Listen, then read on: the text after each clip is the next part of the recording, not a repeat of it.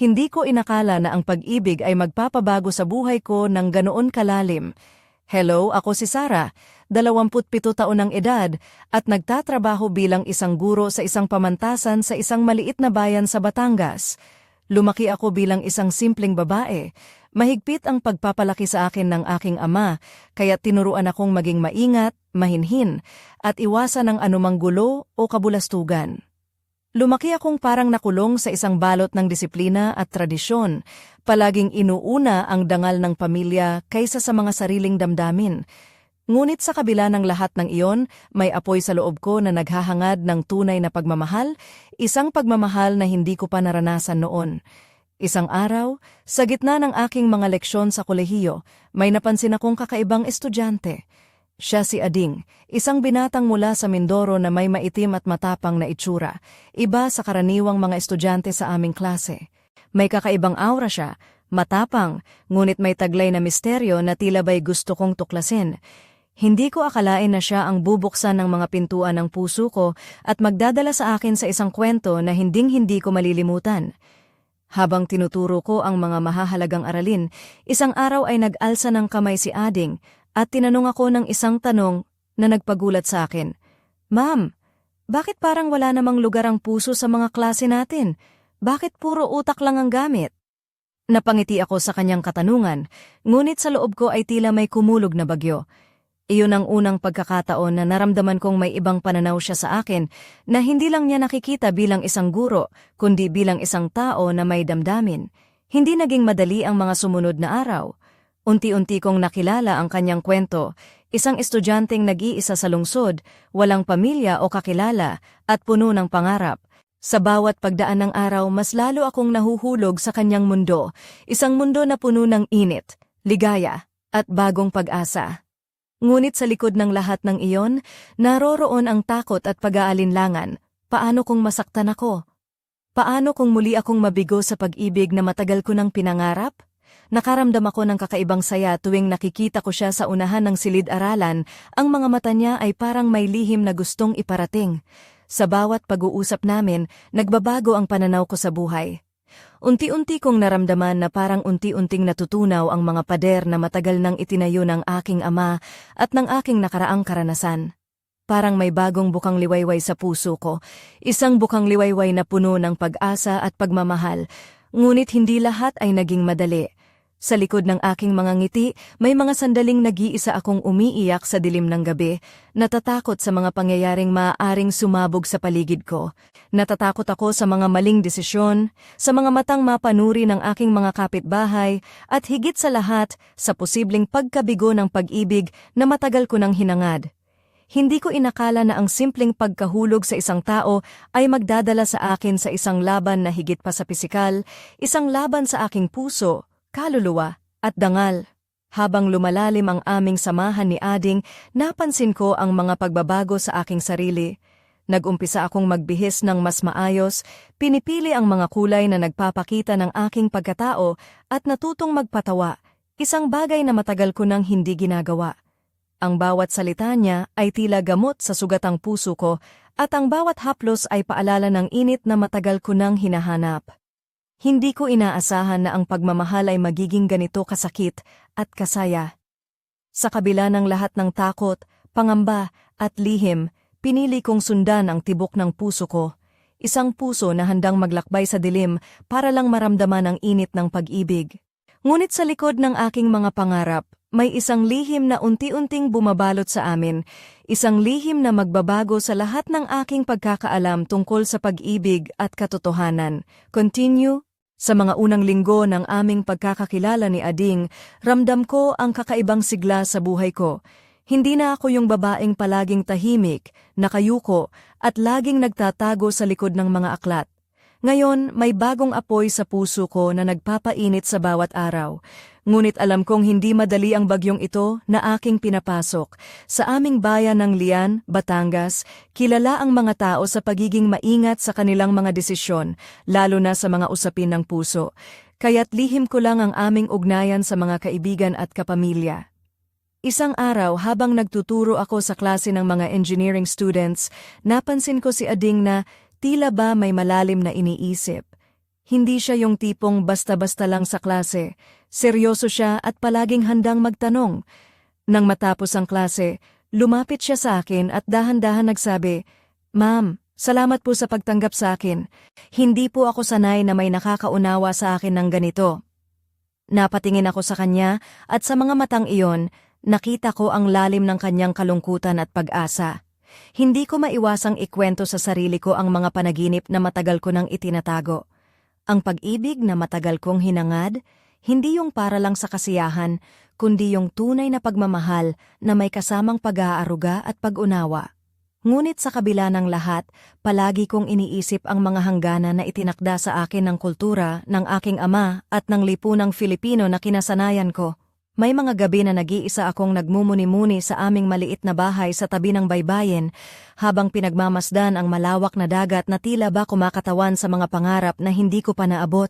Sa mga sandaling iyon, nararamdaman ko ang bigat ng mga inaasahan, ang dapat kong sundin, ang dapat kong iwasan, at ang mga pangarap na dapat ko lang itago. Dahil sa takot sa magiging reaksyon ng aking ama, hindi ko agad na ipahayag ang nararamdaman ko kay Ading. Ngunit sa bawat araw na lumilipas, nararamdaman kong lumalalim ang aming koneksyon. Siya ang unang tao na hindi lang nakikita ang doktor na si Sarah, kundi ang babaeng may puso at damdamin. Siya ang nagsimula ng paglalakbay na nagbukas sa akin ng mga bagong posibilidad. Nagpasya akong unti-unting baguhin ang ilang aspeto ng aking sarili. Nagumpisa akong magbihis ng mas maayos, pumili ng mga damit na nagpapakita ng aking pagkatao at natutong magpakatotoo sa harap ng ibang tao. Hindi ko inakala na ang simpleng pagbabago ng pananamit ay makakapagdulot ng ganitong kasiyahan sa akin. Parang bawat kulay at tela ay sumasalamin sa bagong pag-asa na unti-unting sumisibol sa aking puso. Ngunit sa kabila ng kasiyahan at pag-asa, hindi mawawala ang mga tanong sa aking isipan. Paano kung malaman ng aking ama? Paano kung masaktan ako sa huli? At higit sa lahat, paano ko haharapin ang realidad na maaaring hindi katulad ng inaasahan ang pag-ibig na ito? Isang gabi, habang naglalakad ako pauwi mula sa unibersidad, hindi ko maiwasang magmuni-muni sa mga nangyayari. Ang bawat hakbang ay tila ba may dalang bigat, ngunit sa puso ko may lihim na sigla. Alam kong may bagong kabanata sa buhay ko na nagsisimula, isang kabanata na puno ng pag-asa, takot, at higit sa lahat, pag-ibig. Hindi ko pa alam kung saan ako dadalhin nito, ngunit handa na akong harapin ang lahat ng pagsubok. Ang tanging hiling ko ay ang maging totoo sa sarili ko at sundan ang tunay na tibok ng puso ko kahit ano pa man ang kahinatnan. Continue. Hindi naging madali ang mga sumunod na araw. Sa bawat pagpasok ko sa silid-aralan, dala ko ang mga pangarap at takot na nakakapit sa puso. Ang relasyon namin ni Ading ay unti-unting lumalalim, ngunit lihim pa rin ito sa karamihan, lalo na sa pamilya ko. Sa aming bayan ng Lian, mahigpit ang mga panuntunan pagdating sa pag-uugali ng mga babae, lalo na kung ikaw ay guro at may mataas na respeto sa komunidad, kaya't pinipilit kong itago ang lahat kahit gaano man kalaki ang apoy ng damdamin sa loob ko. Isang araw, habang nagtuturo ako ng mga komplikadong konsepto sa environmental science, napansin ko na si Ading ay laging nakaupo sa likod, tahimik, pero nakatingin sa akin na para bang sinusubaybayan ako ng isang sigasig na hindi maipaliwanag. Napangiti ako sa kanya, ngunit may kalakip na kaba. Baka may makakita at magtanong. Pagkatapos ng klase, lumapit siya sa akin at sinabing, "Ma'am, gusto kong maging mas malapit sa inyo, hindi lang bilang estudyante, kundi bilang taong may tunay na damdamin." Hindi ko alam kung anong mas naramdaman ko, ang saya ng kanyang sinabi o ang takot na baka mabunyag ang aming lihim. Sa mga sandaling iyon, naalala ko ang mga panahong pinipigilan ko ang sarili ko mula sa pagmamahal dahil sa takot sa reaksyon ng aking ama. Naaalala ko rin ang mga pangarap na itinago ko sa loob ng mahabang panahon at ang pagnanais na maranasan ng tunay na pagmamahal na may kasamang pag-aaruga at pagtanggap. Ngunit ang aming pag-iibigan ay hindi lang basta kwento ng pag-ibig. May mga pagkakataon na ramdam ko ang bigat ng mundo sa aking balikat, ang pag-aalala sa kung paano ko haharapin ang mga tao sa paligid, ang takot sa mga panghuhusga, at ang pangamba na baka masaktan ako sa huli. Isang gabi, habang naglalakad kami sa tabing dagat ng Lian, pinagmamasdan namin ang mga bituin na kumikislap sa madilim na langit. Hawak ko ang kamay ni Ading, at sa kanyang mga mata, nakita ko ang katapatan at pagmamahal na matagal kong hinahanap. Ngunit sa kailaliman ng aking puso, alam kong may mga pagsubok na darating na susubok sa aming pagmamahalan. Sa kabila ng lahat, pinili kong magtiwala at sumunod sa tibok ng puso ko. Alam kong hindi madali ang landas na aking tinatahak, ngunit handa akong harapin ang anumang pagsubok basta't kasama ko si Ading. Sa mga araw na iyon, unti-unti kong naramdaman ang pagbabago sa aking sarili, ang pag-usbong ng isang babaeng malaya, matapang, at handang magmahal ng buong puso, anuman ang mangyari. Ngunit may isang lihim na nagtatago sa dilim, isang lihim na unti-unting sisirain ang mundong aking binuo kasama si Ading. At hindi ako handa sa darating na unos. Continue. Hindi ko malilimutan ang araw na iyon, ang simula ng lahat ng pagbabago at pagsubok sa buhay ko. Isang araw matapos ang klase sa aming universidad sa Lian, tinawag ako ng aming department head para pag-usapan ang mga bagong alituntunin. Doon ko narinig ang balitang si Ading ay may mga isyong kinakaharap, at may mga usap-usapan na siya raw ay hindi karapat-dapat sa paaralan dahil sa kanyang lahi at estado bilang isang estudyanteng tagalabas. Hindi ko maipaliwanag ang sakit na nadama ko. Parang nilamon ako ng isang matinding unos. Paano mo matitiis na ang taong mahal mo ay pinapahiya at hinahamak dahil lamang sa kung sino siya? Ngunit sa kabila ng galit at lungkot, pinilit kong maging matatag para sa kanya, kahit na ang aking puso ay unti-unting nasisira. Isang gabi, nagdesisyon akong puntahan si Ading sa kanyang tinutuluyan sa bayan ng Kalatagan. Sa maliit niyang kwarto, nakita ko siya na tila ba sugatan hindi lang sa katawan kundi pati sa damdamin. Ang mga mata niya ay puno ng mga luha, ngunit may apoy ng determinasyon na hindi matitinag. Nang makita niya ako, ngumiti siya ng mahina at niyakap ako ng mahigpit. Doon ko naisip, kahit anong pagsubok ang pagdaanan namin, hindi ako susuko, hindi para sa akin, kundi para sa pag-ibig na unti-unting sumisibol sa aming dalawa. Mula noon, mas lalo kong pinagsikapan na maging malapit sa kanya, hindi lamang bilang guro, kundi bilang isang babae na handang magmahal at tanggapin ang lahat ng kahinaan at pagkukulang. Natutunan kong ipakita ang aking sarili nang higit pa sa dati. Nag-umpisa akong magbihis ng mas makabago, pinili kong ipakita ang aking kagandahan nang hindi natatakot sa mga matang mapanuri. Ang mga simpleng sandali ng pagtawa, pagkikibo at pag-uusap ay naging mga kayamanang hindi ko kailanman naisip na mararanasan ko. Ngunit habang lumalalim ang aming relasyon, dumating ang mga pagkakataong nadarama ko ang bigat ng mundo sa aking mga balikat. Ang mga pagpuna ng iba, ang mga bulong-bulungan sa likod ng aking likuran, at ang takot na baka masira ang dangal ng pamilya ko ay patuloy na bumabagabag sa akin. Sa kabila nito, pinili kong huwag magpatalo sa takot at ipaglaban ang pagmamahal na nararamdaman ko. Isang araw, habang naglalakad kami ni Ading sa tabing dagat ng Kalatagan, napansin ko ang kanyang mga mata na puno ng pangamba. "Sarah," sabi niya, "alam kong mahirap ang laban na ito, pero handa akong harapin ang lahat basta't kasama kita." Napaiyak ako sa kanyang mga salita. Sa sandaling iyon, naisip ko na kahit gaano man kahirap ang mundo, ang pagmamahal ay may kapangyarihang lampasan ng lahat. Pero ang mga pangyayaring iyon ay simula pa lamang ng isang kwento na magpapabago sa lahat ng aking inaakala sa pag-ibig, sa pamilya, at sa sarili ko. Hindi ko pa alam na sa pagdating ng isang lihim, ang mundong aking binuo ay unti-unting madudurog. Continue. Dumating ang araw na iyon na hindi ko inasahan, ang araw na unti-unting nagbago ang lahat. Isang umaga habang nasa universidad ako, may tinawag si Dean para sa isang pulong na ikinabahala ko agad. Nang pumasok ako sa silid, ramdam ko ang bigat ng mga titig ng mga kasama ko. Hindi nagtagal, sinabi niya ng diretsyo, may mga sumbong na natanggap laban sa akin at kay Ading at dapat naming ipaliwanag ang aming mga kilos. Ramdam ko kung paano unti-unting lumalamig ang paligid, parang bawat salita ay tumutusok sa puso ko.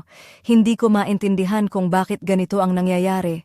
Ang pag-ibig na nilalabanan namin ni Ading ay puro at totoo, ngunit para sa iba, tila ba kami ay nagkasala lamang dahil sa aming mga piniling damdamin. Sa puso ko, nag-alab ang galit at lungkot, ngunit sa aking mukha, pinilit kong panatilihin ang katahimikan. Hindi ko gustong masira ang aking propesyon at ang kinabukasan namin ni Ading. Pagkatapos ng pulong, tinawagan ko si Ading upang pag-usapan namin ang mga nangyari. Nang magkita kami sa isang tahimik na kapehan sa bayan, nakita ko sa kanyang mga mata ang parehong sakit na nararamdaman ko. Sarah, ani niya, alam kong mahirap ang laban na ito, pero hindi tayo susuko. Hindi tayo papayag na sirain tayo ng mga taong hindi nakaintindi sa atin. Napaluha ako sa kanyang mga salita. Sa kabila ng lahat, siya ang aking lakas, ang aking sandigan. Habang tumatagal, mas lalo kong naiinip sa takot at pagdududa. Ang bawat araw ay tila isang laban sa pagitan ng aking puso at ng mga inaasahan ng lipunan. Ngunit dahil kay Ading, natutunan kong harapin ang bawat hamon ng buong tapang. Siya ang unang tao na nagturo sa akin na ang tunay na pagmamahal ay hindi sumusuko kahit gaano pa kahirap ang mundo. Ngunit sa likod ng aming matibay na samahan, may mga lihim na unti-unting sumusulpot.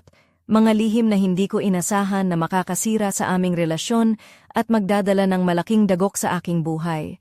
Sa bawat pagdampi ng hangin sa aming mga mukha habang magkahawak kamay kami sa tabing dagat, alam kong may isang bagyong paparating, isang bagyong maghuhulog ng dilim sa aming mundo. Hindi ko pa alam kung anong klaseng unos ang haharapin ko, ngunit handa akong harapin ito, kahit na ang puso ko ay nagdududa at ang mundo ko ay unti-unting naglalaglag. Ang tanging hiling ko ay ang maging matatag para sa pag-ibig na aking pinanghahawakan, kahit pa ito'y magdulot ng sakit at luha. Continue. Hindi ko lubos maisip na darating ang araw na magugulat ako sa mga pangyayaring susunod sa akin. Sa loob ng ilang buwan, unti-unti kong naipon ang lakas ng loob para harapin ang lahat, ang mga mata ng tao, ang mga bulong-bulungan, at ang mga pagsubok na dumarating sa akin bilang isang babae, bilang isang guro, at bilang isang taong nagmamahal ng buong puso. Ngunit kahit gaano man ako katatag, may mga sandali na nawawala ako sa sarili ko. Nagtataka kung paano sana kung iba ang naging takbo ng lahat. Isang gabi, habang ako'y nag-iisa sa aming bahay sa Lian, naisip ko kung paano nasimulan ni Ading ang pagbukas ng mga pinto ng puso ko na matagal nang sarado. Sa bawat haplos niya, sa bawat titig, ay unti-unting natutunaw ang mga pader ng takot at pag-aalinlangan na minana ko mula sa aking ama. Hindi ko inakala na may isang tao na kayang sirain ang mga tanikala na matagal na akong nakakadena. Ngunit sa kabila ng lahat ng ito, hindi ko maiwasang magtaka kung paano sana ang magiging buhay ko kung hindi ko siya nakilala. Marahil ay patuloy akong mabubuhay sa isang mundo ng pag-iisa, palaging tahimik, palaging nagtatago sa likod ng mga aklat at takot. Ngunit ngayon, kahit may mga sugat at luha, ramdam ko ang init ng pagmamahal. Isang init na matagal ko nang hinahanap. Habang pinagmamasdan ko ang mga bituin sa gabi, naisip ko rin ang mga paraan kung paano sana namin nalampasan ang mga pagsubok sa aming relasyon. Paano kung mas naging bukas kami sa isa't isa? Paano kung hindi kami natakot sa mga mata ng lipunan? Ang mga tanong na ito ay bumabalot sa akin, nagpapahirap sa aking isipan. Ngunit higit sa lahat, naalala ko ang mga salita ni Ading, "Hindi ka nag-iisa, Sarah. Kasama mo ako sa laban na ito." Sa mga panahong iyon, siya ang naging ilaw sa madilim kong daan, ang lakas na nagpapalakas ng aking loob. Ngunit alam ko rin na may mga pagkakataon na ang mga salita ay hindi sapat upang pagalingin ang mga sugat ng puso. Habang nilalakad ko ang landas ng aking buhay, napagtanto ko na ang pag-ibig ay hindi laging perpekto. May mga pagkakataon na masakit, puno ng pagsubok at puno ng pagdududa. Ngunit sa kabila nito, ito pa rin ang pinakamagandang damdamin na maaaring maranasan ng tao. Ngunit sa likod ng lahat ng ito, may isang lihim na hindi ko pa handang harapin. Isang lihim na babaliktarin ang lahat ng aking pagkakaalam at maglalagay sa akin sa pinakamalalim na dilim ng aking buhay. Continue. Isang araw, isang hindi inaasahang balita ang bumagsak sa akin na parang kidlat sa kalangitan ng gabi. Habang abala ako sa paghahanda ng mga materyales para sa klase sa aming maliit na opisina sa universidad, tumawag si Aling Nena, ang katulong namin sa bahay, na may dalang balita na hindi ko lubusang maintindihan sa una. "Dok, may dumating po dito na isang lalaki, naghahanap po siya ng isang babae na taga-Lian." Ang sabi niya, ang tinig ay puno ng pagkabahala. Sabi niya, importanteng kausap ka raw daw siya. Hindi ko alam kung ano ang aking aasahan, kaya't dali-dali kong iniwan ang mga gamit ko at pumunta sa pintuan. Nang buksan ko ang pinto, nakita ko si Mang Ramon, isang matandang tao na kilala sa amin bilang kapitbahay ng isang malapit na barangay. Ngunit sa kanyang mga mata, may dala siyang kakaibang bigat, isang lihim na tila ba gustong ilantad. "Sara," ang wika niya, "may mga bagay kang dapat malaman tungkol kay Ading, mga bagay na maaaring magbago ng lahat." Hindi ko maintindihan ang ibig niyang sabihin, ngunit ramdam ko na ang mundo ko ay unti-unting gumugulong pababa sa isang bangin.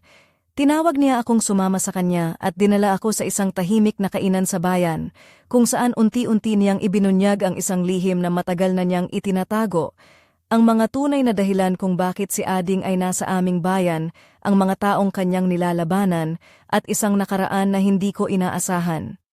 Habang nakikinig ako sa kwento ni Mang Ramon, ang puso ko ay tila ba unti-unting nabibiyak sa sakit. Ang taong minahal ko ay may madilim na nakaraan, puno ng mga laban at sugat na hindi niya ipinakita sa akin. Ang mga pangyayaring ito ay nagdulot ng takot at pag-aalinlangan sa akin. Paano ko haharapin ang katotohanan ito? Paano ko tatanggapin ang isang tao na may mga lihim na maaaring wasakin ang aming pagmamahalan? Ngunit sa kabila ng lahat, nararamdaman ko ang isang kakaibang lakas na nagsisimulang bumangon mula sa loob ko. Hindi ko alam kung ito ay tapang o kahinaan, ngunit handa akong harapin ang anumang darating. Ang pag-ibig ko kay Ading ay hindi lamang basta damdamin. Ito ay laban para sa aking sarili, para sa aking kalayaan, at para sa aking kinabukasan. Ngunit hindi pa rito nagtatapos ang kwento. Ang mga lihim na ito ay simula pa lamang ng isang masalimuot na gulo na magbabago sa takbo ng aking buhay, isang gulo na maglalagay sa akin sa pagitan ng pag-ibig at katotohanan, ng pananampalataya at pagkakanulo. Continue, hindi ko inaasahan na ang mga lihim na ibinunyag ni Mang Ramon ay magdudulot ng ganitong bagyo sa buhay ko. Sa loob ng tahimik na kainan sa bayan ng Lian, unti-unting inilatag niya ang mga detalye na nagpaiyak sa akin nang hindi ko maintindihan kung bakit.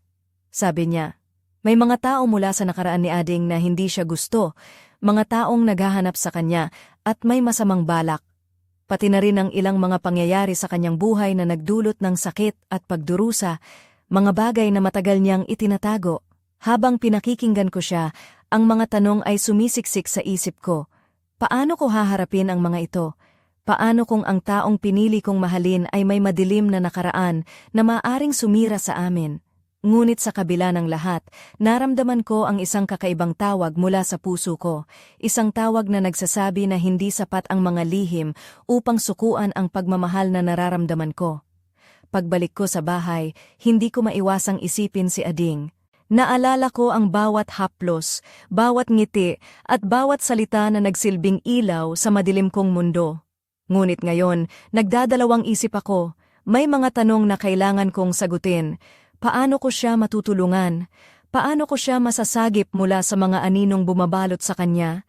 At higit sa lahat, paano ko mapapanatili ang aming pagmamahalan sa gitna ng lahat ng ito? Hindi ko inaasahan na ang aming kwento ay magiging ganito kahirap, puno ng mga pagsubok at lihim na kailangang harapin. Ngunit sa kabila ng takot at pangamba, pinili kong maniwala sa pag-ibig. Sa puso ko, alam kong ang tunay na pagmamahal ay hindi sumusuko, kahit pa ang mundo ay tila naglalaban sa atin. Sa mga araw na iyon, naging mas mahigpit ang aming samahan ni Ading. Naging sandigan namin ang isa't isa upang malampasan ang bawat unos na dumarating. Ngunit alam ko na may mga pagsubok pang mas malalaki na naghihintay sa amin, mga pagsubok na susubok sa tibay ng aming puso at sa lalim ng aming pagmamahal. Habang naghahanda kami sa mga darating na laban, hindi ko maiwasang magtanong sa sarili, hanggang kailan kaya kami magtatagal? Hanggang kailan kaya kami magtatagumpay laban sa mga anino ng nakaraan? At higit sa lahat, hanggang kailan kaya ko kayang panindigan ang pag-ibig na ito, kahit pa ito ay puno ng sakit at luha? Continue. Hindi ko maisip kung gaano kalalim ang dagat ng emosyon na nilubog ko nang makilala ko si Ading. Ang bawat sandali kasama siya ay tila isang apoy na naglalagablab sa loob ng aking dibdib. Init, sakit, ligaya at pangamba, lahat ay sumasayaw ng sabay-sabay sa aking puso.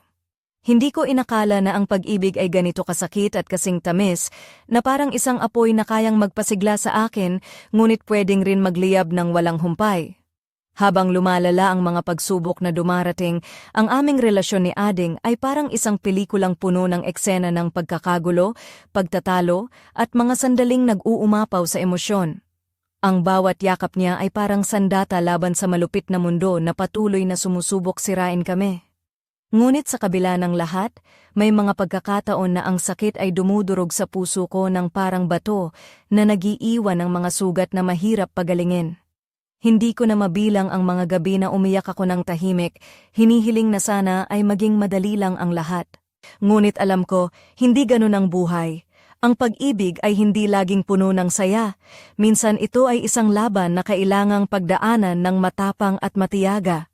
Ang init ng mga sandali namin ni Ading ay nagiging malamig kapag ang mga lihim at katotohanan ay sumisiklab sa aming mga mata. Ang bawat pagtatalo ay parang bagyong nagbubukas ng mga sugat na matagal nang nakatago. Ngunit sa kabila ng lahat, hindi ko kayang talikuran ang pag-ibig na ito. Hindi ko kayang kalimutan ang mga ngiti niya, ang mga haplos na nagpaparamdam sa akin na ako ay buhay. Sa mga sandaling iyon, nararamdaman ko ang tindi ng labanan sa pagitan ng puso at isip, ang pagnanais na magmahal, ngunit may takot na masaktan. Ang bawat araw ay isang hamon, isang pagsubok sa katatagan ng damdamin at katapatan. Ngunit sa kabila ng lahat, ang pag-ibig namin ni Ading ay isang apoy na hindi madaling patayin. Isang apoy na patuloy na naglalagablab kahit na may mga unos na dumarating. Isang apoy na nagbibigay liwanag sa madilim na bahagi ng aking buhay. Ngayon, narito ako, nakatayo sa gitna ng unos, hinaharap ang lahat ng pagsubok ng may tapang at pag-asa. Ngunit sa puso ko, alam kong may isang bagay pa na magpapabago sa lahat, isang lihim na magpapabagsak ng lahat ng aking pinanghahawakan. Continue. Pumasok ako sa bahay, dala ang bigat ng mga pangyayaring nagdaan, ang mga lihim na bumalot sa buhay namin ni Ading, ang mga luha na hindi ko na mabilang, at ang pag-ibig na tila ba unti-unting nauupo sa kabila ng lahat. Sa bawat hakbang ko, ramdam ko ang kahirapan ng desisyong kailangang gawin, ang desisyong magpapatuloy o susuko sa lahat ng ito. Habang nakaupo ako sa sala, naiisip ko ang mga pangakong binitiwan namin ni Ading noong mga unang araw ng aming pagkikita, mga pangakong puno ng pag-asa at pangarap. Ngunit ngayon, tila ba naglaho ang mga iyon sa hangin, napalitan ng takot, pagdududa, at mga tanong na walang kasagutan. Hindi ko alam kung paano ko haharapin ang mundo na puno ng mga matang mapanuri at mga bulong na pumapalibot sa akin. Hindi ko rin alam kung paano ko haharapin ang sarili ko, ang babaeng minsang nagmahal ng buong puso, ngunit ngayon ay nilalabanan ng unos ng buhay na tila ba walang katapusan. Ngunit sa kabila ng lahat ng ito, may isang bagay na hindi ko kayang talikuran. Ang pag-ibig na nagdulot sa akin ng buhay, ng pag-asa at ng lakas. Isang pag-ibig na kahit na puno ng sakit ay nagbigay sa akin ng dahilan upang magpatuloy. Ngunit ngayon, nakatayo ako sa bingit ng isang malaking desisyon. Isang desisyon na magbabago sa lahat ng aking nakasanayan. Ang tanong ay, handa na ba akong harapin ang kinabukasan, anuman ang kahihinatnan? At higit sa lahat, handa na ba akong harapin ang katotohanang maaaring sirain ang lahat ng aking pinangarap? Habang pinagmamasdan ko ang dilim ng gabi sa bintana, ramdam ko ang malamig na hangin ng pagbabago. Alam kong ang kwento namin ni Ading ay hindi pa nagtatapos. May mga kabanata pa na kailangang isulat, mga lihim na kailangang ilantad, at mga sugat na kailangang pagalingin. At sa puso ko may isang lihim na patuloy na naglalagablab, isang lihim na magdadala ng sagot, ngunit maaaring magdulot din ng mas matinding unos. Ano nga ba ang magiging susunod na hakbang ko? At paano ko haharapin ang mga dilim na unti-unting sumasalubong sa akin? Ang sagot ay nasa mga susunod na araw, sa mga susunod na kwento na hihintayin nating lahat na mabunyag. Hanggang dito na lamang muna ang kwento ko, pero ang puso ko ay patuloy na maglalakbay, naghahanap ng liwanag sa gitna ng kadiliman.